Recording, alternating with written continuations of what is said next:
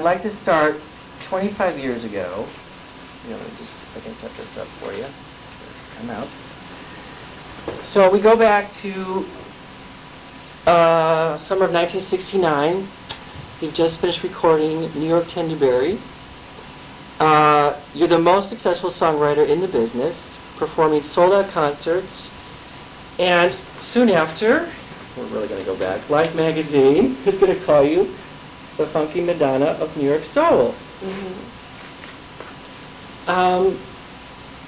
You're it. You're the top. You're 22. What do you remember about that? What was it like? What was it? Well, first of all, in my mind, I'm still it. You know what I mean? It depends on what you mean by it, okay? I mean the commercial success, yeah, not I artistic. Know, because I very much value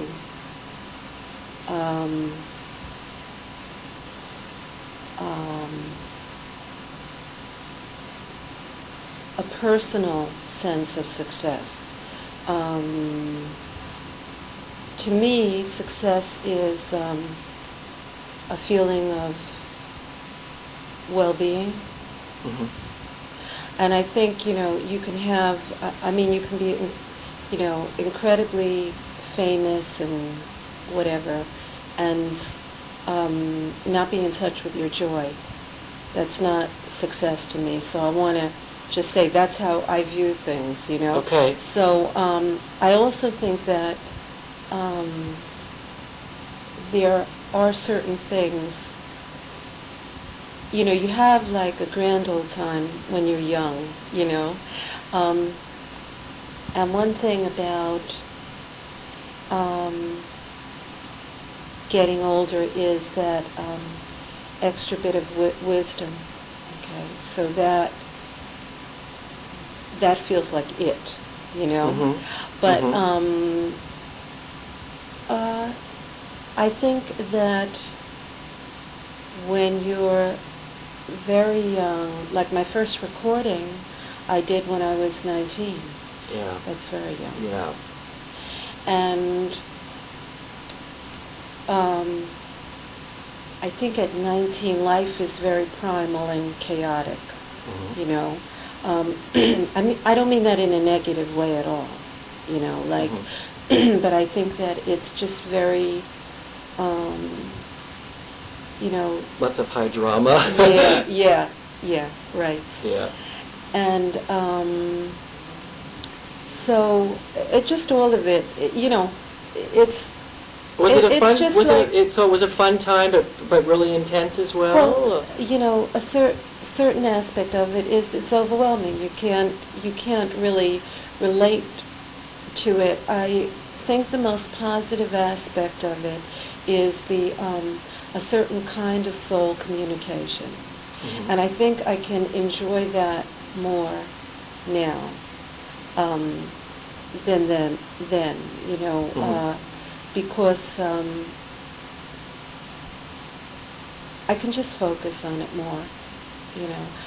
I don't feel overwhelmed or anything. You wrote a song in that period of time that really, maybe I think for a lot of people, was an anthem, perhaps for those times, called "Save the Country." Mm-hmm. 25 years later, has the country been saved? Or is it time to re-release that song as a single again? Well, I sing that song now in the show, and I never thought I would sing it again. And a friend of mine just kept asking me to sing the song. So I just sat down at the keyboard, and I was amazed, but I just was at one with the song. Mm-hmm. I sing it totally different. I sing it like just completely differently, Yes. and yet the essence of the song is there. And then I go into a chant with my harmonies at the end. It goes into "In My Mind I Can't Study War," Mm-hmm. and in my mind I can't study war, In my mind I can't study war. There'll be trains of blossoms. There'll be trains of music. In my mind I can't study war. There'll be trains of blossoms. There'll be trains of music. And we just, that was just an idea that just came to me in a very natural way. And it just, worked like this with the harmonies. And it's almost like my philosophy in a nutshell. In other words, in my mind I can't study war because, there'll be trains of blossoms, there'll be trains of music. So I still feel that. That's great. Super. Sort of on a personal level here now, this is, again, talking about songs from this early period, and we're going to get to all the new stuff. A lot of the early, or some of the early songs make references to the pleasures of drugs. Sweet cocaine and quiet beers and Stone Soul Picnic. And I'm just wondering now, as the mother of a teenager, is there, now all these years later, is there a little regret when you hear that, or do you wince a little? Or? Well, I don't listen to it, first of all. Oh, okay. And my teenager listens to rap, so we have no problem. Okay. All right. But it's funny because, teens are experimental. And, I'm like a very protective, righteous mother, so the tables have turned. Okay. I guess that's to be expected, I would think. And this is just maybe a silly question, but I'm just wondering, I've always wanted to know, did the Fifth Dimension, Barbra Streisand, Blood, Sweat, and Tears, A Three Dog Night ever call you up and say, thank you, Laura Nyro, for the million sellers?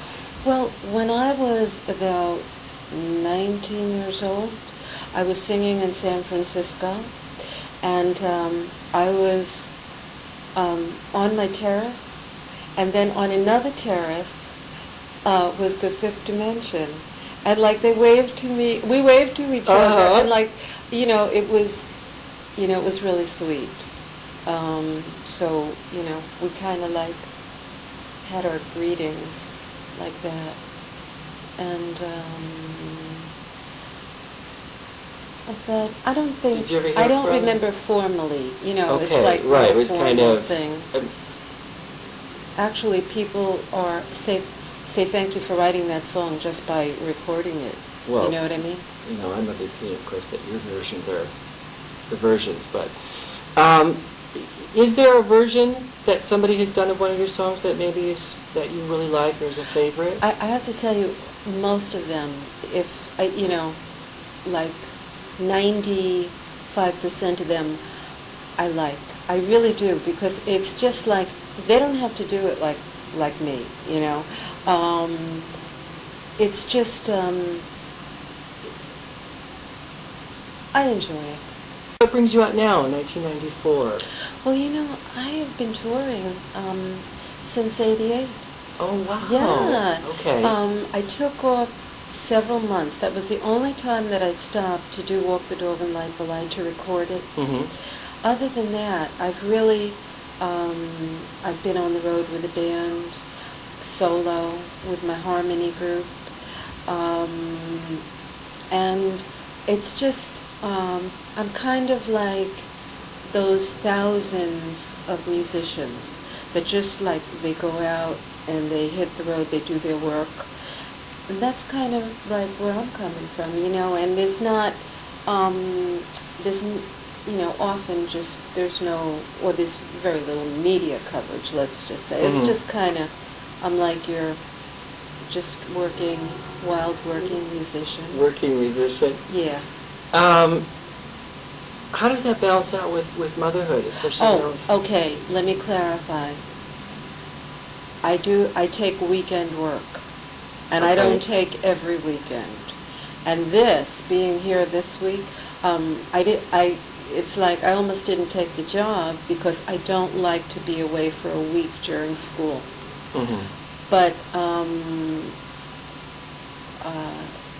I decided that it would be okay.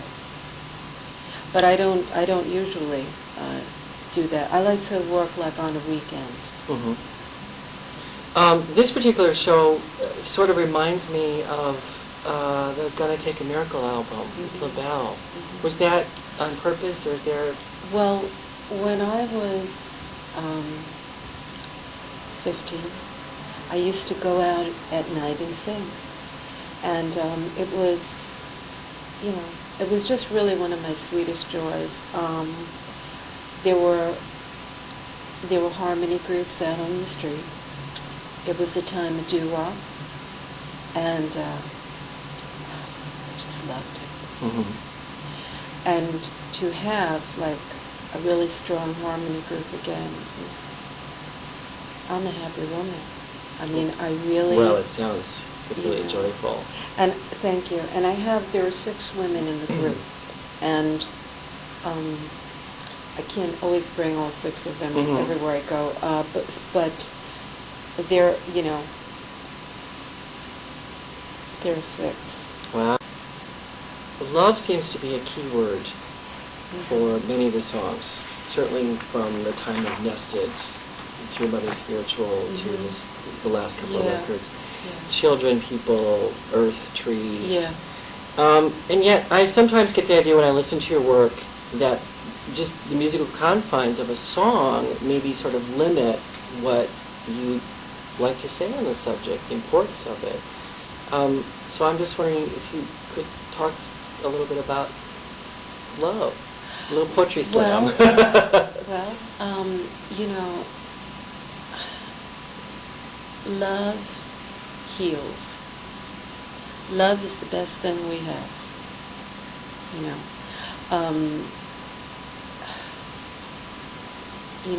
There's such a wheel of suffering going on. If like on the news and just, things that people have to get through. Love is the ultimate. And that's why, I keep writing about it and I keep thinking about it. And like when you're a teenager, you're really beginning to tune into sensual love. And then, it's just, then you have to get through illusions of love. And then, which can bring you to a more spiritual kind of understanding. So it just, I write about all different kinds of love because it's the most important thing that there is. Would it be fair to say that that's the essence of your art, of you? I like that. All I know is that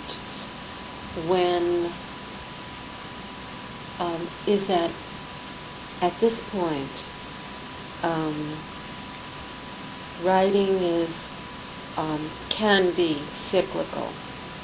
Okay, so it's almost like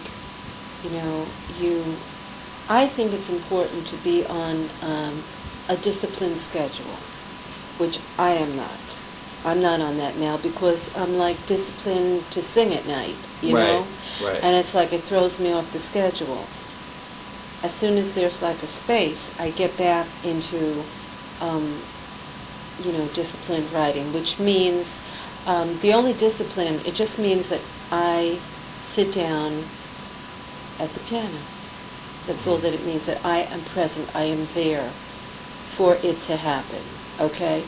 And I think this is another thing that, an understanding I have at this point in my life that I didn't have when I was younger, is that because it's cyclical, it's not for, I don't feel it's for me to like judge what is going on. Mm-hmm. I feel that if it's meant for me to go to the keyboard like every day for weeks or even months,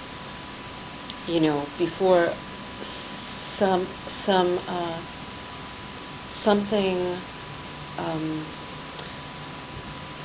to find something that I want to find as a songwriter, then that's what it is, and it's still worth it. Okay, if you're really happy with what you find, and so I have more patience now. I really do, because it's just not for me to get all dramatic over it. You know, it's just like Too much energy. Yeah, yeah, just like be there. Yeah. And and sometimes it's like things start to, you just sometimes have to wait a while, and then things like open up, and then like it's just really, just really happening. Mm-hmm. You talk about Coltrane, and I know that you performed with Miles Davis. Is there maybe an idea that you'll maybe move back into that sort of jazz feel? Well, or a jazz-related project or something? That's interesting that you say that.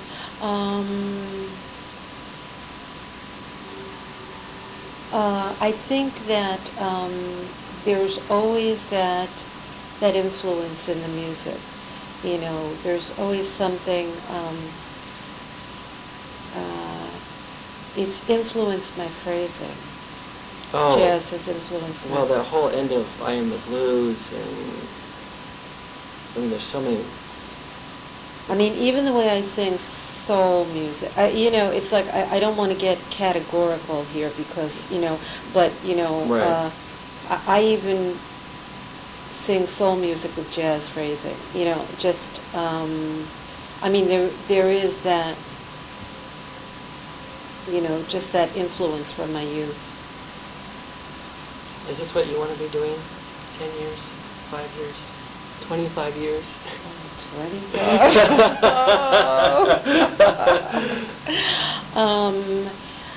Oh, well, I got a few good years left. Oh, I think so. Yeah, Yeah, it's very important to me. It's like, I just think of it like a stove and it's front burner. It's like on the front burner. The fire, and, it's the kitchen, it's home, it's, there are times when I didn't give the singing all that much attention. I was focused on certain other things, but now it's like, no, that's not what's happening. Mm-hmm. I want to dispel the myth that you're this shy, reticent sort of person. Do you still feel that that's sort of unfair that people say that you're this kind of shy, reclusive? I don't think people think of me as reclusive. I'm talking about media. Yeah. Not people that know you. I think that sometimes something gets said and then it gets repeated, okay? Because I've seen that happen many times. I think that, sometimes I feel shy. Sometimes I feel like, I just want to be alone, that kind of thing, it's Sure. like, I'm not like a professional on person, and I have a side that's very, out there and giving, and I also have a side that's just like unto myself, and, I can,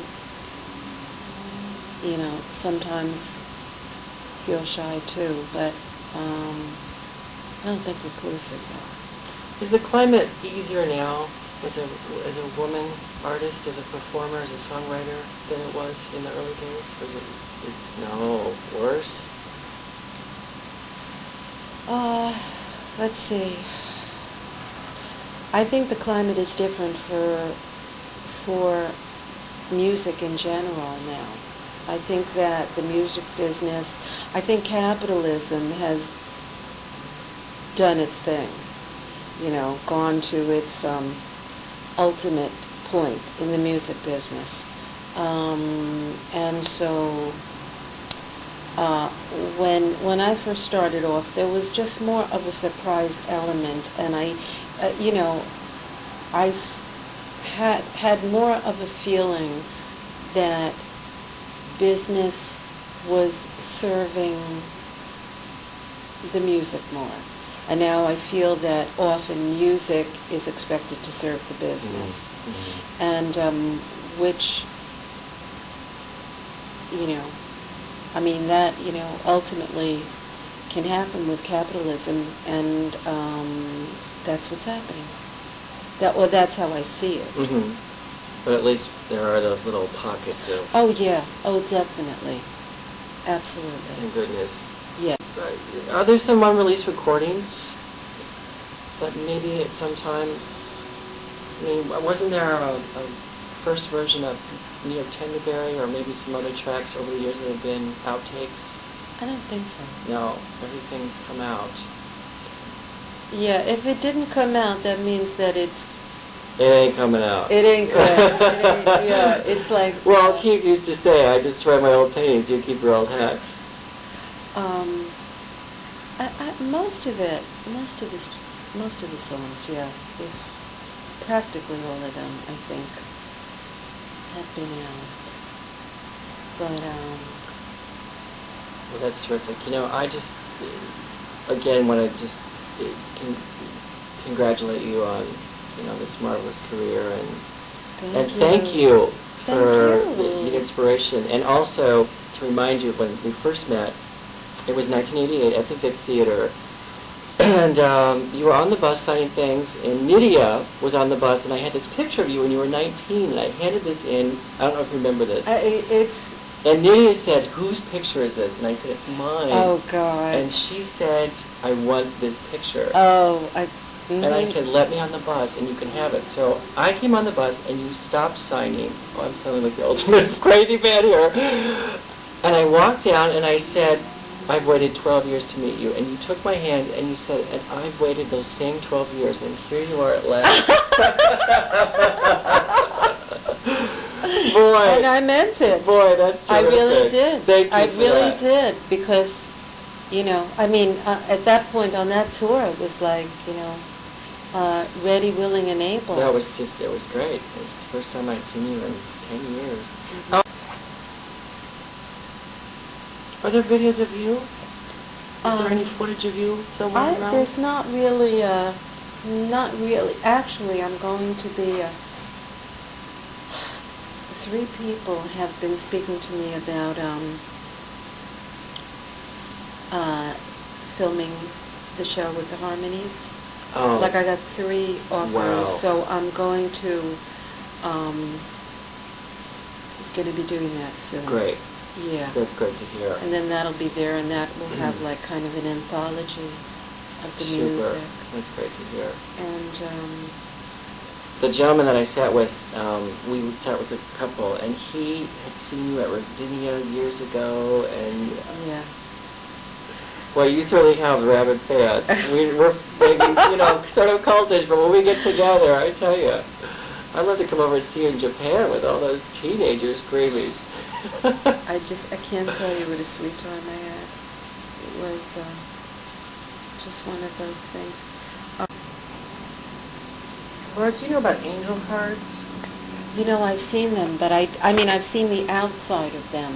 Oh yeah, let me see what they are. Would you mind, what you do is you arrange them in any order that you like. Yeah. And then the idea is to take a card, and then it's your angel, and you keep that angel with you until you feel ready to draw another one. Ooh. Or you can take more than one or 2 or... Oh, that sounds so nice. So what do I do, just pick one? Just arrange them however you want and choose. I've seen them in like metaphysical bookstores and...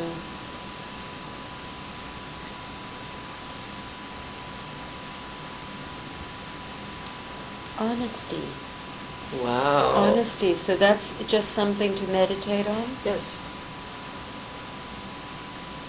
Yeah. I could really relate to that today, because honesty is simplicity. Mm-hmm. I like that, because I'm looking for more simplicity. In like The show, just to hear you at the piano with just the three, with the harmonies, it really is a revelation. I mean, that has simplicity, right? Absolutely. But you know, I can't. I'm like searching for simplicity, and while I'm in the throes of life, so to speak, it's like I just have this real desire for simplicity, and I have to figure out.